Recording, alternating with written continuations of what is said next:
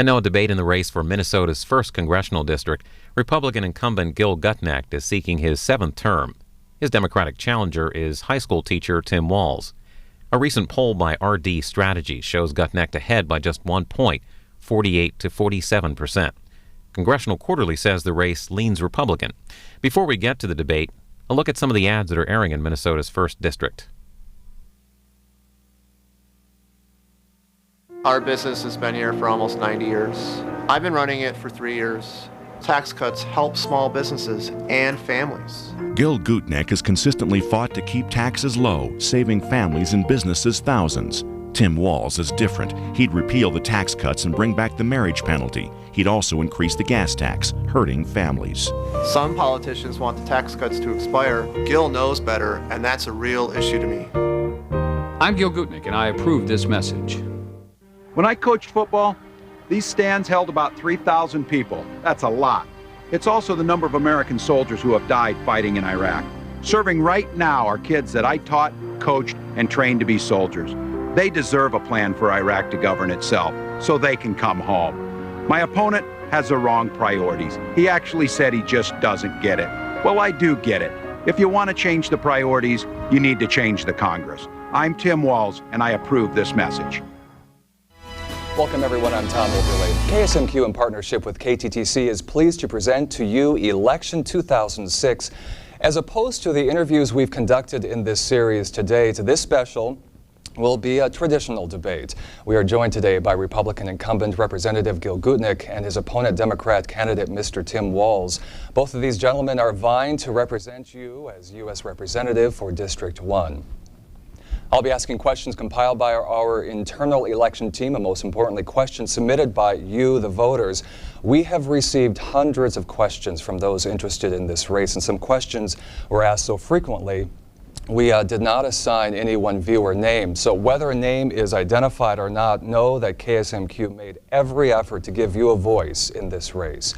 Neither of the candidates has been provided with these questions ahead of time, and so now for the ground rules. Each candidate will be given 2 minutes for opening and closing statements, and each will have 90 seconds to respond to each question. There will be no rebuttals in this debate. And when the candidates hear the bell, a lot of time has come to an end. And during a coin toss before the show, Gil elected to speak first in the opening statement. So Representative Gutnick, the first question or opening statement goes to you. Well, first of all, thank you, Tom, and thanks to KSMQ for providing us with this opportunity. You know, campaigns have become awfully nasty over the last several years, and hopefully tonight we can cut through some of that clutter and talk about the real issues that affect you and ultimately will affect the future of this country. It's been an honor to serve you in the United States Congress for the last 12 years. You know, we've been through a lot together. We've been through recessions, we were through a dot-com boom and then a bust.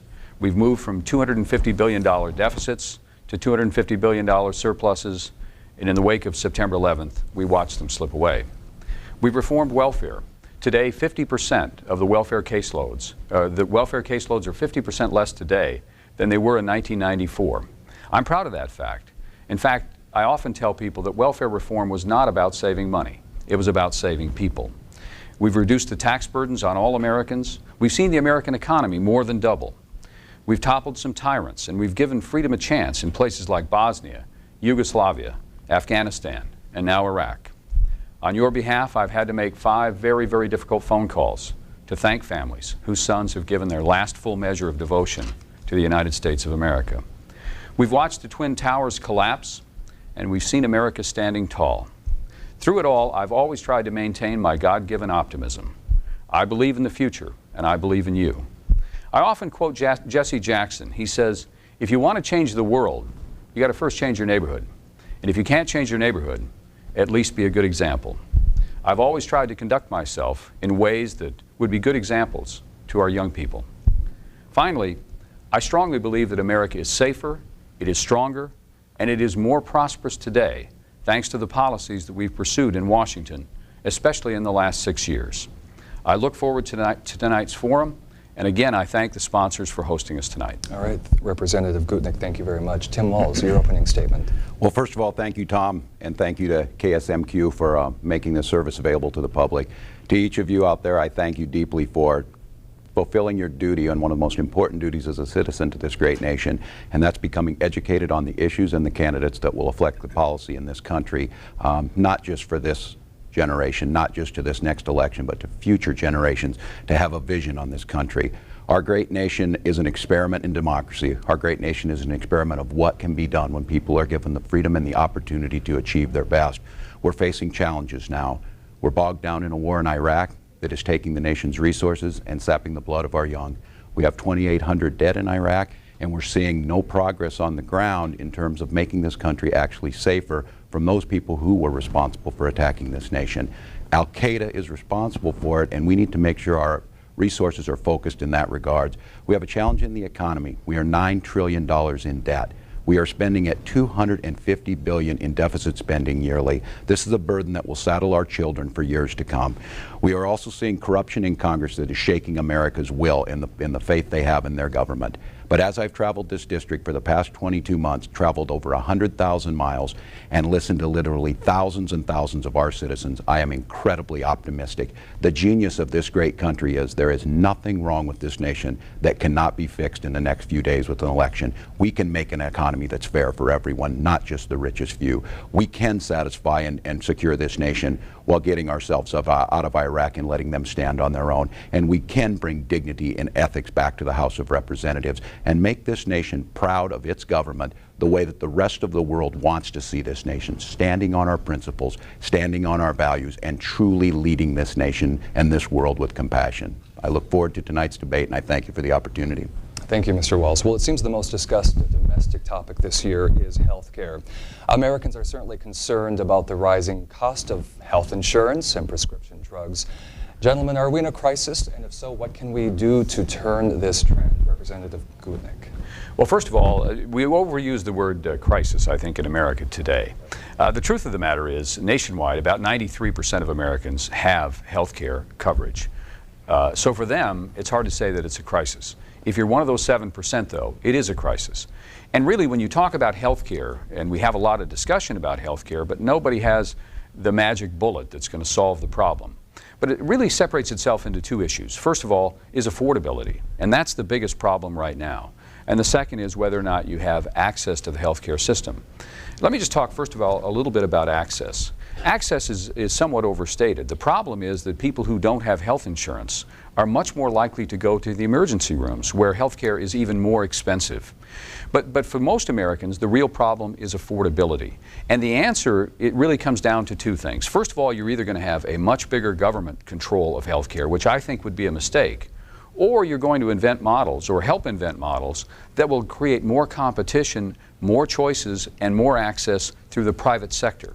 We've done a number of things, whether it's health savings accounts. We're certainly trying to allow larger groups to pool together so they can get more affordable rates on their insurance. And there are also other models coming about that I think are going to make a big difference long term. But I think in the next Congress, clearly, health care has to be at the center of a big debate about where we go with health care. I certainly hope that we don't throw the baby out with the bathwater with a health care system that we have today that is the best in the world for that 93%. Thank you, Mr. Walz. Well, in response to that, Tom, it's not a crisis if you have health care. If you're one of the 47 million, and I question my opponent's numbers on that, I'm using the American Medical Association's numbers. If you're one of them, it is a crisis. They're making the decision whether to pay their rent at night, buy food, or take their child to the hospital for a yearly checkup. Those are crisis situations. This nation spends more than twice as much as any other industrialized nation. Yet we have 47 million uninsured. We have many others on high deductible plans. What this is doing is it's not only a moral imperative that we fix this, the richest nation on earth be able to provide a basic right to its citizens, and that's basic health care. It's an economic imperative. We're putting ourselves at a disadvantage economically with the rest of the world. In 1988, 7% of a family's disposable income went to health care costs. Today it's 19%. This is strapping the American families, it's crimping the economy, it's sending our jobs overseas because employers can no longer deal with it.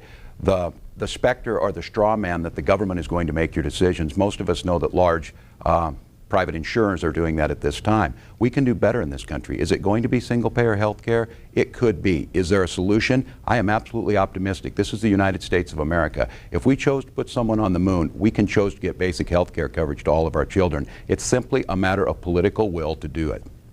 All right, thank you.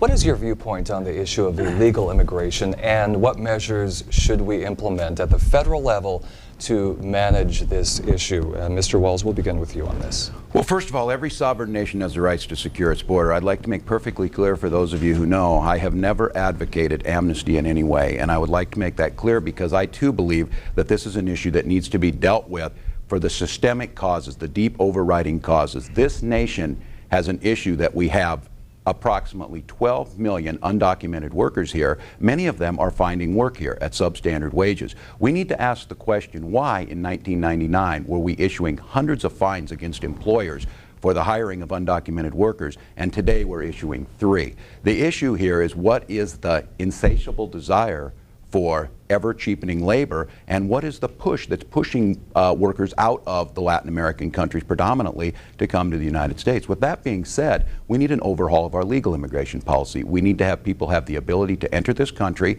be documented using biometric cards and technology, fulfilling the jobs that are here that are available. We need to truly secure the border. We've had a Congress that has been in, and this problem has been increasingly reaching a crisis point over the last 6 years. We have a Congress that wants to talk immigration reform, to stir up fear in this, but doesn't want to do the things necessary to implement true change. So we can do this with our economic and our sovereignty in mind. We can do this with humanitarian principles in mind, and we can do this as soon as we choose to in the United States Congress.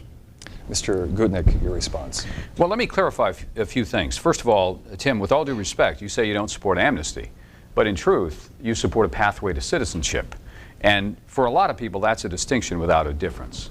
And so if you go down that path, if you allow, in a sense, 12 million, if that's the number, people who are in the country illegally, a pathway to citizenship, ultimately we asked the Congressional Budget Office, what would that cost in terms of Medicare, Medicaid, Social Security? The answer they gave us, and this is the nonpartisan Congressional Budget Office, they told us it would cost $50 billion. I went out to Worthington and I had a town hall meeting. We talked about illegal immigration and what's going on right here in the 1st Congressional District. And I said very plainly, and I've said this consistently, we have to defend our borders and we have to enforce our laws. And as a result of that, Tim, you wrote an editorial that appeared in the Pipestone paper that said I was misguided. Well, I think that's where about 90% of the people who live in the 1st Congressional District are. That's what they think. We have to defend our borders. We have to enforce the laws. Now, ultimately, if we need a larger number of guest workers, I agree. We should come up with technology. We ought to have an ID system that uses biometrics that ultimately makes certain that employers are not held in double jeopardy. But in the end, we have to enforce our borders. We have to defend our laws. And amnesty or a pathway to citizenship is not only a bad idea, but it's not fair to those millions of people who are waiting in line to come into the United States. And worse than that, it's not fair to American workers. All right. We will now offer each candidate a chance to ask a question of his opponent. This will be the first of 4 in this hour-long program. Mr. Walz, what question do you want to ask Representative Gutnick? Well, 12 years ago, the representative, when he was running for office, made a promise and a pledge, and he signed his names on the sacred grounds of the Capitol. And he told us with the contract with America that he was going to do about 4 things with that. He was going to balance the national budget and keep it balanced. He was going to clean up corruption in Congress. He was going to run for only 12 years, 6 terms in office, because after that you would lose your effectiveness. And he promised us to never get us into a foreign war without an exit strategy. I'd like to ask the representative how he answers the people out there tonight on those failures in those promises. Well, first of all, Tim, we have balanced the budget. And when people said we couldn't do that, we literally took a $250 billion deficit and turned it into a $250 billion surplus. Now, all of that changed on September 11th. Let's talk about term limits. I do support term limits, and I voted for them consistently. But it was a mistake to say that I would do this unilaterally. In fact, I think the real promise was something like I said, I can't imagine that I would serve more than 12 years. I probably should not have said that. In terms of corruption, yes, there is corruption in Washington. But the good news is those who have violated our rules and our laws are being held fully accountable. I have said from the beginning, whether you're a Republican or a Democrat, you ought to be held fully accountable when you violate the public trust. I think when you look at the record, my record, I think it's pretty clear that I not only signed that contract, I believe it, and I believe it today. The reforms that we started in 1994 are paying real dividends for the American people. The economy, as I said earlier, is stronger than ever. Our farm economy is stronger than ever. And if you look at how much stronger we are relative to the rest of the world, America has made real progress with the reforms we've done in Washington since you sent me to Congress. All right, Mr. Gutnick, a question for Tim Walz. Well, Tim, you answered a questionnaire and said that you favored the repeal of the tax cuts that we passed in 2001. Did you understand when you signed that that meant bringing back the marriage penalty tax and raising taxes, according to the IRS, $2,396 on the average family in Minnesota? Yes, the questionnaire I filled out was Project Vote Smart. It's a bipartisan group of legislators, including John McCain, Newt Gingrich, Geraldine Ferraro, Michael Dukakis. And that group is out there to make sure the voters of the district find out exactly where their candidates stand for office. I took the time in about 3 hours to fill out every single portion of that questionnaire in great detail. My opponent chose not to do so. He took that and took some of the statistics out of there, and by Project Vote Smart's own public condemnation, twisted them around. What I've said is I will roll back the tax cuts on those making $330,000 or more. The impact on the middle class, we will see child care tax credits increase. We will see the ability for tuition tax credits to increase for the middle class. In my plan, the middle class will start to benefit from this economy with only a very few. By the Congressional Budget's Office own numbers, about 2% are seeing about 93% of the cuts that were made here.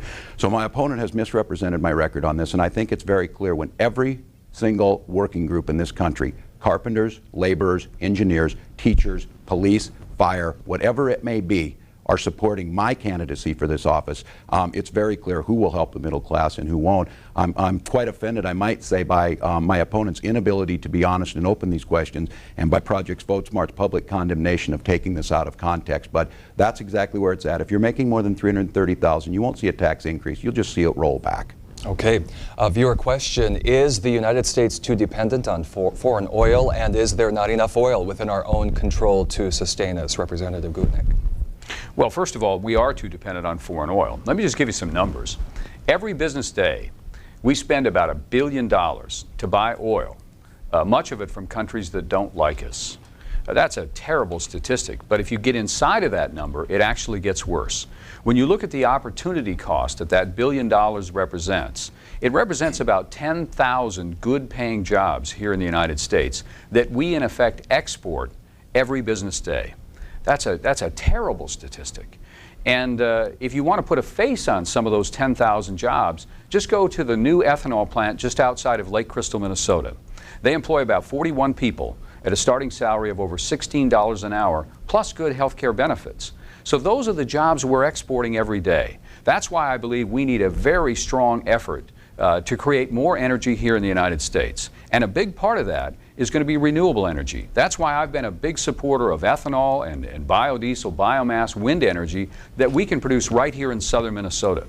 Let me give you another statistic that I'm very proud of that we helped happen. Here in southern Minnesota, within 5 years, we're going to be producing over 1 billion gallons of ethanol every year. That's going to make a huge difference. And if we do the right things in Washington, I know that our farmers will respond. It'll give them access to a new market, but more importantly, it will make America much more energy independent. Mr. Walz.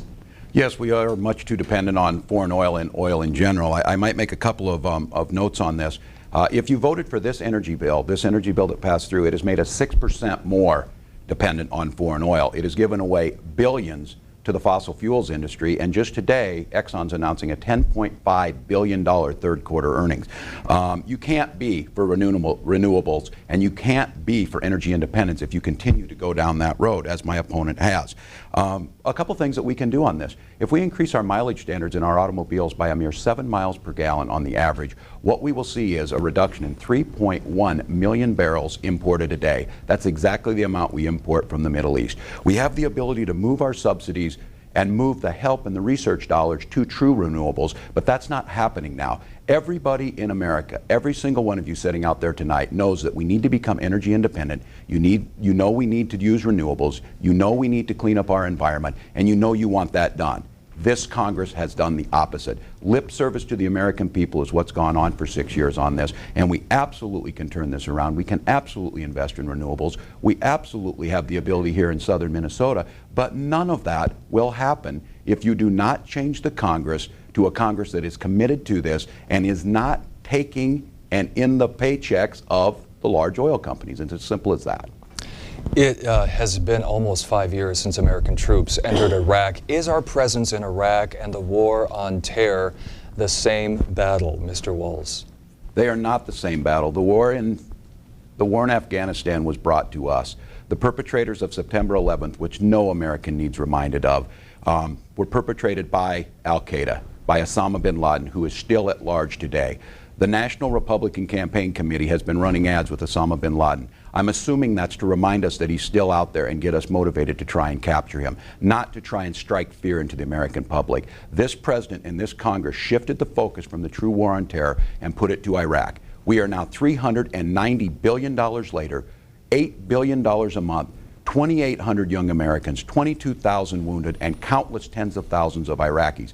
And by all accounts from the CIA and our intelligence organizations, we have now created more terrorists, many of those trained in Iraq going back to Afghanistan that's slipping away. Let me tell you what true security means. For 1 month's spending in Iraq, $8 billion.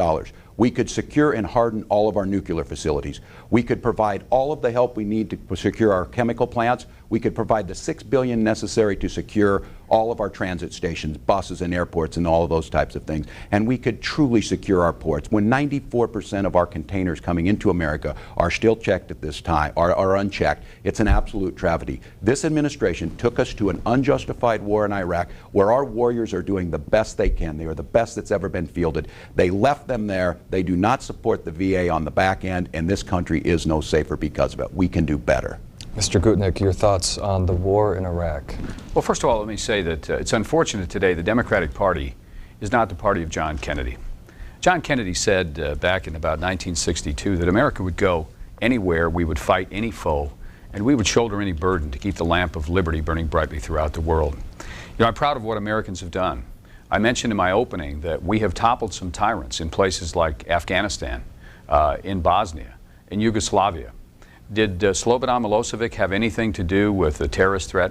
I don't think so. And what was going on in Bosnia wasn't directly related to al-Qaeda. But Americans went there because we understood that if America didn't intervene, that there would be wholesale bloodshed and that there would be a slaughter that was going on in those places. So I think America has done the right things for the right reasons. Was Saddam Hussein directly involved with al-Qaeda? Probably not. But he was a direct threat to his own citizens and to the stability of that entire region. He clearly wanted to dominate that region. So we can go back and relive history. But Americans are doing the right thing for the right reason. And it may not have been about terror when we started, but it certainly is about terror now. And if you believe for 1 minute that if we were to leave Iraq tomorrow, that they wouldn't have an even bigger recruiting tool to bring more terrorists into this fight against Islamic radicalism around the world, I think we're kidding ourselves. I have consistently said that we have to do all we can to put pressure on the Iraqis to police their own streets. I've said that literally since August when I went over there. All right, thank you, Mr. Gutnick. Gentlemen, we have another opportunity to ask your opponent a question, and Representative Gutnick, will begin with you. Well, Tim, let's come back to energy, because you said that the energy bill did nothing to increase the use of renewable energy here in the United States. And you said you would not have supported the energy bill. Could you just share with us what kind of an energy plan you would support? Absolutely. This energy bill, as we all recall, was crafted behind closed doors, and we tried hard to get the Supreme Court to have those discussions and have that plan released. It was large oil. It was done with Scooter Libby, who I believe is being once again in court today, and with the Vice President. We saw the rolling blackouts, and we saw the blatant disregard for the American public coming out of this energy bill. What we need in this country is, in the energy policy, we need to improve our CAFE standards, our fuel efficiency standards. We need to get on with the rest of the world. It will not only lessen our dependency on fossil fuels and foreign oil, it will give our auto manufacturers the ability to actually sell a car in Asia and Europe, where they cannot do so now because they don't meet that. We need to increase our fundings and make sure our research dollars to our universities are going to true research, and the science committee that my opponent sits on needs to make sure that that's happening. Biodiesel and ethanol are incredibly they're a catalyst here in the Midwest. We have become leaders in this, but the industry by its own accounts knows that there's going to be a limit what we can do in that. We need to fuel those industries with research dollars and investment dollars, but we also need to take some vision in this country to understand what are our transportation needs going to look like in 50 years. What are the needs in terms of money and financing to get to that point, and let's get it done. We need an Apollo project for energy efficiency. We don't need an Enron project. All right, Mr. Walz, an opportunity to ask Representative Gutnick a question. Well, I would like to ask the representative on several occasions, and he's talking about renewables and all that. The representative has indicated that the Kyoto Protocol, the science, was flawed in that, and it was bad science, and he's also indicated it doesn't appear like there's an absolute connection or that he can find a strong connection between the burning of fossil fuels and global warming. I would like him to explain that to the viewers. Well, first of all, I've never said either of those two things, so I just want to clarify the record on that. But the Kyoto Protocol, the real reason it was defeated in the Senate on a nearly unanimous vote, I think it was 95-1, was because it imposed these new restrictions on the United States, which in many respects is a good player in terms of developing cleaner ways to burn fossil fuels. And it wouldn't have imposed those limits on countries like China and India. And I have never been to either of those countries, but I'm told that they use an awful lot of coal, and it's not clean burning coal, and they don't use the latest technology. So the real problem with the Kyoto Protocol was not that we weren't doing the right things in terms of limiting the amount of fossil fuel that we use and not doing it in the cleanest and the best technology. The real problem was it imposed these standards on American industry, but not on the industries that are developing in India and China. Right now, India and China have a huge advantage over American manufacturing already, Tim, and if you allow them this additional advantage that they don't have to comply with the same environmental standards that American manufacturing does, we're going to force even more manufacturing jobs to leave the United States. That's not a good policy for American workers. It's not a good policy for the American economy. And so ultimately, we've got to do something that applies to everybody universally around the world. Mr. Walz, how would you grade the United States efforts in the area of homeland security to date? Yeah, I would, first of all, I'd like to re-ask that question. I never heard anything about global warming, but perhaps we can come back to it on the next round again to see how that goes.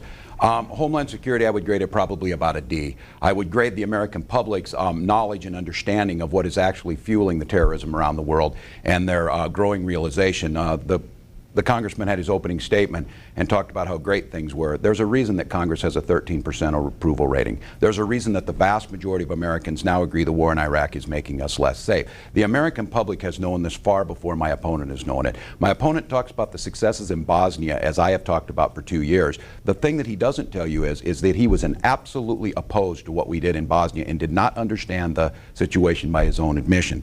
We need to harden. We have not checked our container ports. We have 94% of the containers coming in. We can fix that, as I said. We have not secured our nuclear facilities and hardened them. We have not protected our basic infrastructure that we could do, and we have done that because we simply don't have the resources. We have a military now that does not have a single combat brigade at 100% readiness. We are overextending our troops, we're overextending this nation's security, and we're not getting any closer to truly providing for that.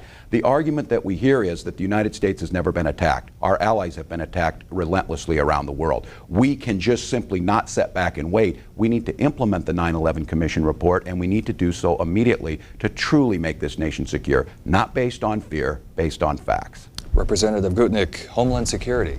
Well, America is safer than it was 5 years ago. I mean, the truth of the matter is we were caught sleeping on September 11th. We're not asleep anymore. The truth of the matter is that when the terrorists went up and they bought those airplane tickets, the CIA knew that several of them were on the watch list in terms of potential terrorists. The problem is they never shared that information with the FBI. There was a wall between the CIA and the FBI. They didn't share that information with American Airlines either.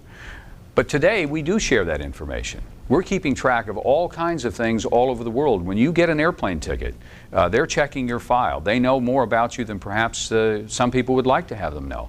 We're also doing something that I think is important that for the most part our friends on the left have opposed. And that is when suspected terrorists call into the United States, we want to know about it. And if they're having a conversation that spreads out to a larger circle, we want to know about that too. Tim mentioned the fact that our ports are not safer. We don't inspect every single cargo container that comes in. Well, that's true, but we do get a report from where that cargo is coming from in terms of every unit that comes into the United States. Our airports are safer, our seaports are safer. The one area where I think we continue to have to beef up our security is at our borders, and we're doing that as well. We're building a fence, we're putting in high technology, we've hired 15,000 more Border Patrol agents, and now we're even putting the National Guard on the border. So our ports, our borders, our airports are all safer today than they were in 2001. Representative Gutnick, another viewer question here. How would you characterize the strength of our military at this point and the support that they are receiving from their leaders at home? Do they need more support? Well, it depends on who you ask. Obviously, we could always do more. But I think you have to think of the military in a different way in some respects. In terms of conventional warfare, the United States of America, the United States military has no equal. We can defeat any military power in the world in a conventional military effort. The problem is we try to sometimes make our military do things that they're really not designed to do. I mean, they're very good at conventional warfare. They're not particularly good at policing streets or at nation building. And I think the problem we've had in Iraq is we've tried to take them from their conventional role and put them into a mission that's very, very difficult for them to do. One of the reasons we have problems in Iraq is that our military personnel don't speak the language and they don't understand the culture. So in terms of allowing them the resources that they need, Tom, we have given them everything that they've asked for. In fact, over the last several appropriation cycles, we've given them more money than the Pentagon originally asked for. And that's also true of the VA. And I'm proud of the fact over the last 5 years, we have given military families 41% pay raises, which is significantly higher than the inflation rate. We've literally given them everything they've asked for. We've also given them a program where when people re-enlist, they qualify for bonuses of up to $10,000. Nobody deserves it more. I want to make sure we take care of our military and our military families.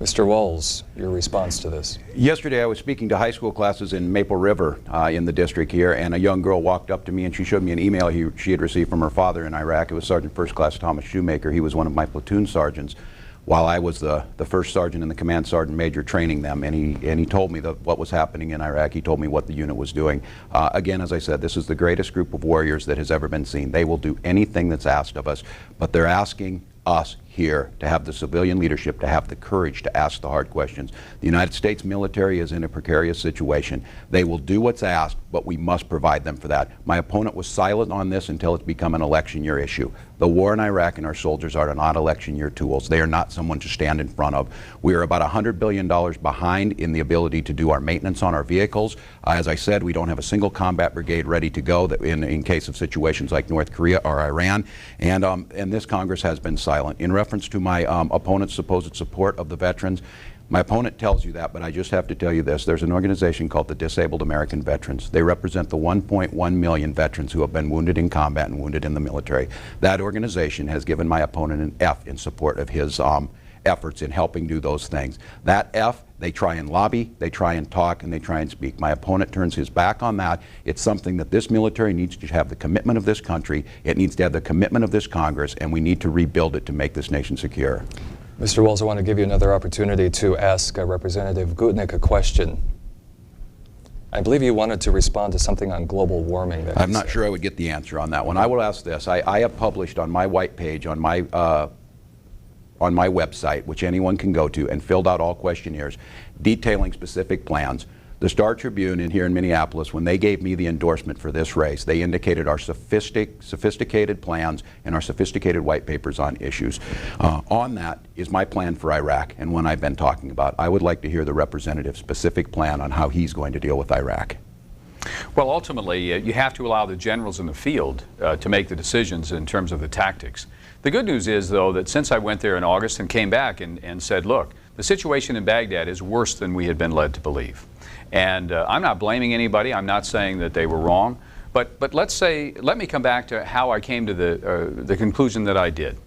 You know, we had been told that when Zarqawi was brought down, we also brought down over 100 of his top lieutenants. And we could look forward to a new era, hopefully, of peace coming into Baghdad and the rest of Iraq. Well, they were wrong. And I think we have to take a sober assessment of where we are and where we're going to go from here. We can't pull the plug on our troops, and we can't pull the rug out from under the Iraqis. But we do have to put more pressure on the Iraqis to police their own streets. If there is a good example of what the model can be for the rest of Iraq, it's up in the northern part, where the Kurds literally have taken responsibility for their own security and policing their own streets since 1991. And it is an island of peace and prosperity. And the even better news is the Kurds are willing to help us take that model and hopefully imprint it on the rest of Iraq. Now, some people think that we're going to have to divide the country into 3 states. Well, maybe that's going to happen, but it shouldn't be made here in Washington or here in the United States. That decision needs to be made by the Iraqis. In the end, the future of Iraq belongs to the Iraqis. I think we're there to help them, but we can't force them to make decisions that they don't want to make. Representative Gutnick, a question for Mr. Walz. Well, Tim, I'd ask you this question. What is it that you like and what do you not like about the current Farm Bill? What I think about the current Farm Bill is I think we've done a great job, and the farmers will tell you this, of bringing price stability, bringing the ability of farmers to be able to count on what's going to be there in years that are lean, being able to count there on when the productions are up. I think the ability of some of the countercyclical work that was done, and the representative will speak of this, was good, and the farmers will tell you that. I think there's a golden opportunity for us to continue supporting farmers, but I think the changing nature of the global economy and of the farm economy is going to have us do a couple of things. What I would like to see change is I'd like to see a competition title added in there to allow our farmers to open up and access to a few more markets, not have things so bottlenecked and moving to just a few markets that are controlled by just a few companies. I'd like to have them have the ability to do that. I would also like to make sure that we have disaster relief that's designated and it's efficient, prompt, and pays the farmers when the disaster happens, saving them the trouble of waiting on that. And I would also like to, I think, see the rural development part of the Farm Bill actually funded.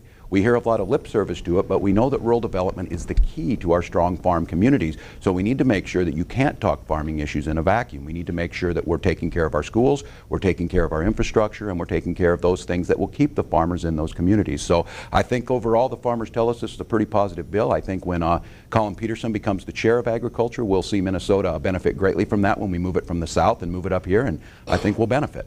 All right, Representative Gutnick, tell me what you've done to cross the aisle and work in a bipartisan effort. Well, first of all, I talk about farm policy. I mean, one of the areas where there's less partisanship than almost any other area of federal policy, it's on agriculture. And so when we put together the Farm Bill, we work together. We have to do that, in part because there are only about 100 districts in Congress right now that represent rural districts. And so we have to work together. In the end, it takes 218 votes to pass a Farm Bill. But let me give you another example where I've worked with Democrats, I've worked with independents, and I've worked with some of the people who were, far to the left of me philosophically, and that's the issue of prescription drugs. And I think it's important because ultimately Americans pay too much for prescription drugs relative to the rest of the industrialized world. If you look at what we pay, for example, for a miracle drug called tamoxifen, in the United States that drug sells for about $400 a month. You can buy it in Canada for about $100. You can buy it in Germany for about $82. And that drug was developed here in the United States largely with American taxpayer dollars. And there's something wrong with that equation. That's why I've worked with Republicans, I've worked with Democrats, conservatives, liberals, because this is not an issue of right versus left. It's an issue of right versus wrong. And it's simply wrong to hold Americans hostage so that America, which represents the world's best customers for prescription drugs, ultimately pays the world's highest prices. I believe Americans deserve access to world-class drugs at world market prices. Mr. Walz, what would you do to help bridge the divide that we're seeing in this country? Well, I think one of the things that I can do and what I bring is a true experience. My opponent often quotes and talks about being in the arena, and he talks about being in the arena, and it's easy to criticize him being in the arena. The thing I think my opponent fails to realize, he speaks of the arena as the bubble inside the Beltway in Washington, D.C. I've been in the arena of public life. I've taught your children. I've trained your soldiers, I've served with them, I've started my own company. What I think I bring is a real life experience that knows I don't have the luxury of being partisan, I don't have the luxury of being rigid. What we need in education, what we need in the military, and what we need when I'm fostering cultural exchanges with China is real solutions. And I live in the world that most of you live in. One that doesn't allow us to bicker, one that doesn't allow us to shut down government, one that doesn't allow us to take partisan stands on every single issue. It's one that knows the issues that separate us are few. The issues that bind us are Americans are great. And I think bringing that in a new perspective, not being someone who has patterned their life and searched for a way to continue moving up in elected office, but someone who has patterned their life by becoming the best teacher I could be, by achieving the highest rank in the military that I could achieve, and by starting cooperations with an incredibly important area of the world with China and taking hundreds and hundreds of students to learn that too. I think that gives me a unique perspective that is a lot more Minnesota and a lot less Washington. You mentioned China, and Dan, a viewer, is asking, America is receiving more and more competition from across the globe, recently including India and China. The nations, he says, have made unprecedented investments in education from top to bottom. So, have America and Minnesota specifically slipped, in your opinion, in regard to this issue? Well, Nihama, to the person who sent that in, absolutely. We have to understand that the United States is now competing in a global economy. China and the rest of the world are making significant investments in their infrastructure. I talk about last year's budget reconciliation bill. We made a token effort to balance this budget. My opponent keeps telling you the budget is balanced. $9 trillion deficit, $250 billion deficit spending, $350 billion projected for 10 years by the Congressional Budget Office.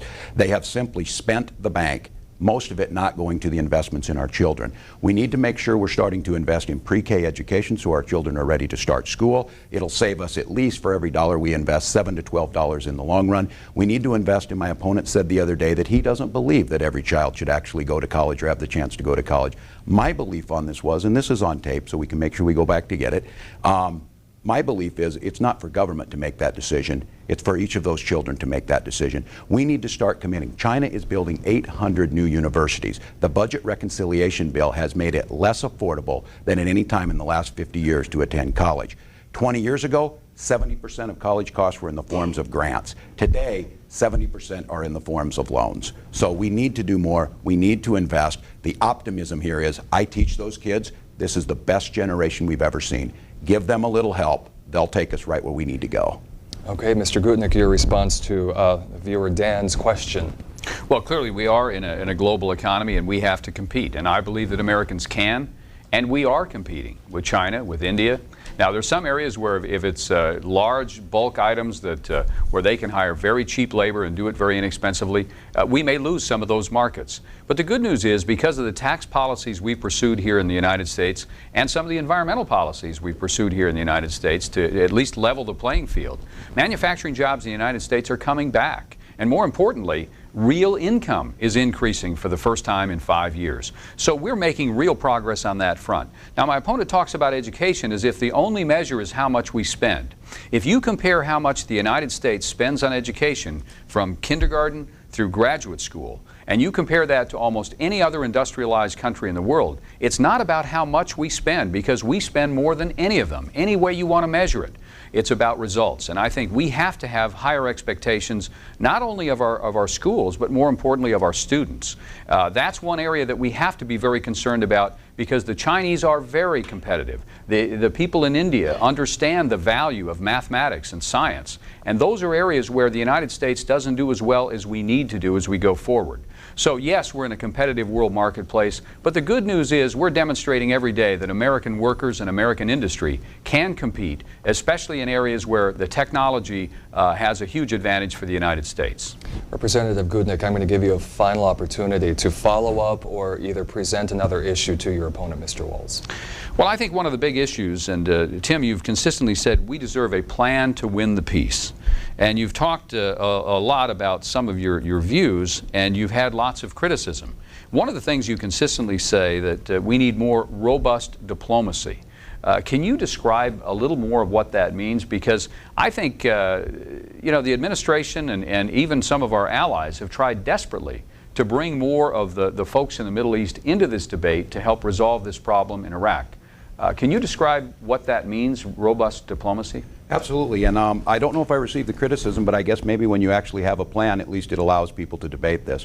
The situation in Iraq has never been debated on the floor of Congress since it started. We haven't had a real bipartisan attempt to try and solve this. Most of the experts who understood exactly what would happen in Iraq, exactly with the de-Baathification of Iraqi society and the disbanding of the Iraqi military, would lead to exactly this. I've been saying this for 2 years. I think my opponent would maybe see me as a prophet, but I don't think that's quite true, because the American public understood this. It's simple common sense sense and it's looking at the facts. My plan was talking about robust diplomacy. My opponent said he didn't quite understand that in several debates. I don't believe this Congress and this administration does understand what diplomacy means. That means swallowing your arrogance and going to a table, going to that negotiating table with the position that we're equals in this. We need to show people that we're not staying in Iraq permanently, that we're there to give the Iraqi people their freedom and to let them stand on their own, and we need to start engaging them to get that done. My plan also includes actually building up the infrastructure. We have spent $18.5 billion to Halliburton, yet the people in Iraq have less electricity, 3 hours a day, they have less water,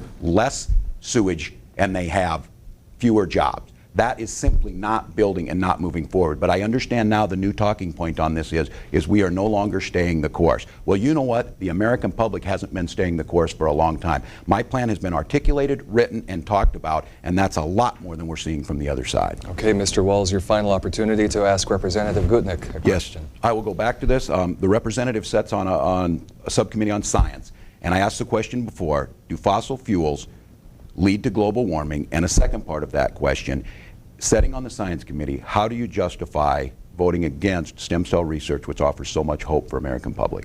Well, first of all, let me talk about stem cell research. I support stem cell research.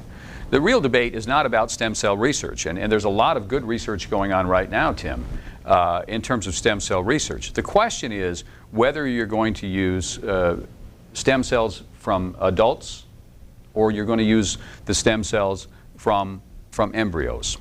I think once you go down the path of embryo research, once you start creating life for the purpose of destroying life, I think you're starting a slippery slope that we as Americans have to think long and hard about. So stem cell research is going to go forward. It's going forward. In fact, I've met with researchers who actually do that research. And what they've told me, the problem with doing embryonic stem cell research is if you do find something, then you have to go to the next step. And you have to literally set up these embryo farms, and you have to start creating large numbers of them. And that becomes an even scarier prospect for these people. And most of the researchers don't want to go down that path. And let's talk about global warming. There's a lot of misunderstanding. In fact, I had the top meteorologist was in my office a few years ago, and I asked him point blank, I said, is there evidence of global warming? And there was a long, pregnant pause. And this is the top weatherman in the United States. He said, well, no. He said there is some evidence that the level of carbon dioxide in the atmosphere is going up, but we don't know exactly how that's going to happen. The answer to this problem and so many problems is we have to develop better technology, and we in the United States can do that. Thank you, Representative Gutnick. All right, tax policy. We've had several questions submitted by our viewers concerned about this general area. So how do you react to the notion of a shrinking middle class? And we'll begin with Mr. Walz. Well, I react to it that it's a reality. I said I don't usually have to rebut my opponent when every time he says this is the best economy we've ever seen, that just hangs out there in the air, and the vast majority of people here in this district understand that's not true. We've seen real wages decrease by about 4%. We've seen healthcare costs go up by about 60%. We've seen tuition costs at the University of Minnesota go up about 80%. We've seen energy costs skyrocket. The middle class and the jobs that are coming back to Minnesota, we know that of the jobs that we've regained over the last 6 years here in Minnesota, they pay an average of $10,300 less than the jobs we're losing. The middle class is being shrunk, and this is not something, and I know many people read Thomas Friedman's The Earth is Flat. The jobs are not moving overseas by gravity. They're moving overseas by policy. We have a government right now and a Congress that is simply committed to large corporations. The vast majority of the tax cuts have gone to the upper class. The Forbes 400 list contains nothing but billionaires now, when the average American worker is feeling pinched on this. I don't have to rebut or say anything. I live that. I, on a teacher's salary, understand what's happening. My opponent can talk about that the GDP's way up. Yeah, it's going to a few and it doesn't fill the gas tank. He can talk about unemployment rates are way low, and the person will say, I know there's jobs, I got 2 of them just trying to make ends meet.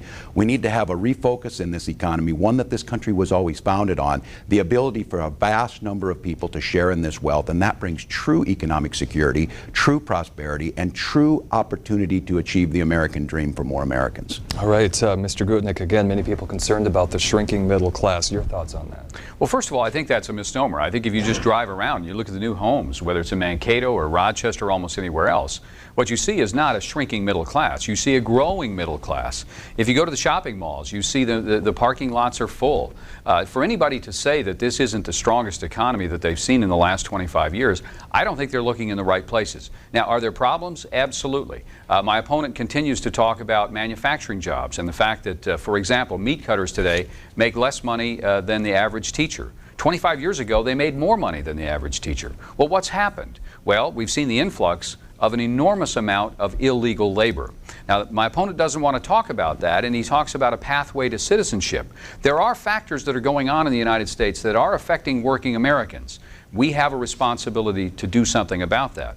But he also mentioned how much tuition has gone up at our colleges and universities. It's true, in the last 10 years, tuition at the University of Minnesota has gone up 104%. I'm sorry, but federal policy had nothing to do with that. In fact, we've actually dramatically increased the amount of money available to Pell Grants and to student loans. But at the end, we've got to force the universities to be more accountable for the money they do receive, because we can't afford 100% increases, the parents can't afford 100% increases, and neither can the students. All right, well, the proposed expansion of DM&E through Rochester has been a source of a lot of discussion for the past several years, in fact. Should the company be granted this request, and if so, should they be given this multi-billion-dollar federal loan? Mr. Walz, we'll begin with you. Well, first of all, what DM&E has done, and I think it's gotten the attention, obviously, of the district. It's illustrated exactly what's wrong with Congress now. When President Clinton left office in 2000, there were 9,000 registered lobbyists in Washington, which seems like an awful lot to me. There's 36,000 today. They write the legislation. In this case, they wrote the legislation with the help of the Senator Thune from South Dakota, who, by the way, used to be the lobbyist for DM&E. They put it through the bill, and my opponent, by his own admission, did not even read that. We have a $2.3 billion loan to a very small railroad with shaky financial records that most of us have never seen. The congressman talks about some of those. He must be privy to the inside information. The rest of the people we have not. Its safety record is questionable, and this was all done without public, open discussion in Congress. We have done this exactly backwards. We have a Congress now that has taken the first branch of government, the House of Representatives, the one place where we can discuss, debate, and reach compromise, and they've taken it and made it a rubber stamp to put things through for special interests. I am not opposed to railroads. I understand our transportation needs. I am opposed to government that works in the middle of the night with taxpayer money and puts that at risk, especially at a time when our VA system is underfunded, over $6 billion for health care. We're willing to give $2.3 billion to a South Dakota private enterprise with very little assurance that it will be paid back. It's a deep concern, and it's what's wrong with Congress. Representative Gutnick. Well, there's no question, Tom, that the DM&E has been one of the most controversial issues that I've had to deal with over the last 7 years. I saw my responsibility, and still do. My responsibility is to the 600,000 people who live here in southern Minnesota. And we have to ask ourselves, what will life be like if the railroad fails? And I think if you look at total transportation needs in this part of the world, I mentioned earlier that we're going to be producing over 1 billion gallons of ethanol here in southern Minnesota within 5 years. If we have to ship all of that ethanol by truck, that will require an extra 262,000 trucks. Now, does anybody want the railroad? No, especially if it goes through your neighborhood or your town. I understand that. And that's why I've tried to work with communities up and down the route. And we've reached agreements in all but one town. And there are serious problems, and I think the concerns of Rochester are legitimate, and we have to do everything we can to help solve them. In terms of the loan, the RIF program has been around for a long time. All that happened in the transportation bill was they increased the amount of money available. And if you talk to some of the people on the transportation committee, including one from the state of Minnesota, they will tell you that it was really part of a strategy. They wanted to take more of the heavy freight off of our highways, and more importantly the interstates, and put it onto railroads. And so ultimately this decision is going to be made by the Department of Transportation. We expect, and I've made it clear, that they should exercise the same kind of due diligence in this kind of a loan that any major lender would have to go through.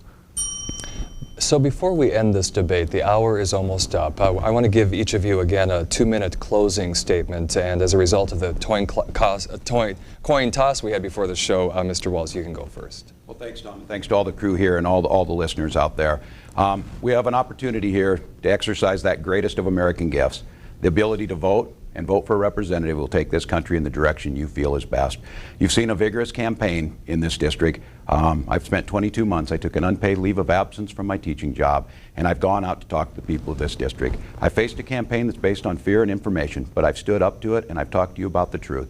We know we're at war. We know we have massive deficits. We know we have issues to deal with. Yet we have a Congress that worked fewer days than any Congress since the Do-Nothing Congress of 1948. We have a president who takes things out and things like the war and sells them if he's marketing a car. The American people deserve much better. The good news about all this is you are just a few short days away from having the ability to change it all. There is nothing wrong with America that cannot be changed with an election. My optimism in this country is so great. When I hear that we need to hold our students accountable and all of that, I work with those young people. They're the greatest we've ever seen. When we talk about the military, I know. I trained them. I was there with them. They will do what we need to do. We need to do for them what they should absolutely expect of us. We have a golden opportunity to take this nation on a way to make this economy fairer for all. We have a golden opportunity to show the world that the United States was truly founded on all of those great principles that we espouse: freedom, justice, equality, and compassion. We can do those things without trampling on those rights that so many have fought for in the history of this nation.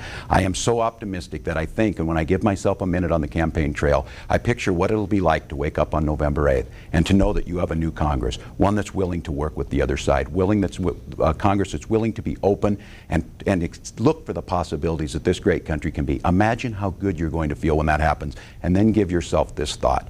Imagine when the rest of the world wakes up on November 8th and says, the Americans are back.